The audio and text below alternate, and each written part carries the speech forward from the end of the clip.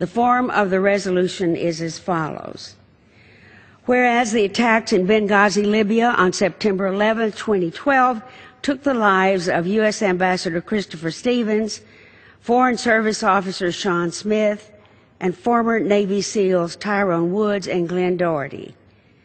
Whereas the events leading up to and in the immediate aftermath of the attacks on the U.S. consulate in Benghazi were rightfully and thoroughly examined to honor the memory of the victims and to improve the safety of the men and women serving our country overseas. Whereas after the exhaustive, thorough, and costly investigations by 9 congressional committees and the Independent Accountable Review Board found no evidence of deliberate wrongdoing, Republican leaders in the House insisted on using taxpayer dollars to fund a new, duplicative select committee on the events surrounding the 2012 terrorist attack in Benghazi.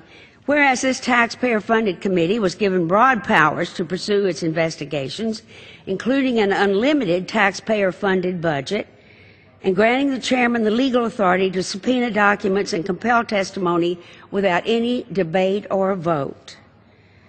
Whereas the ongoing Republican-led investigation into the events in Benghazi is now one of the longest-running and least productive investigations in congressional history.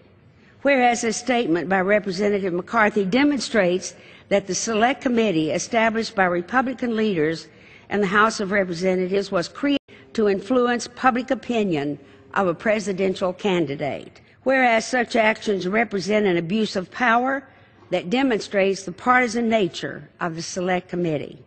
Whereas it is an outrage that more than $4.5 million in taxpayer funds have been used by the Republicans in the House of Representatives not to run the government, but to interfere inappropriately with an election for President of the United States. The integrity of the proceedings of the House can be fully restored only by the dissolution of the Select Committee.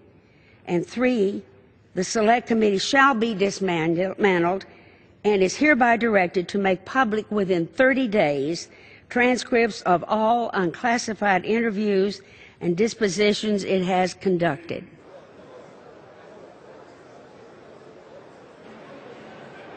On this vote, the yeas are 240, the nays are 183. The motion is adopted. Without objection, the motion to reconsider is laid on the table.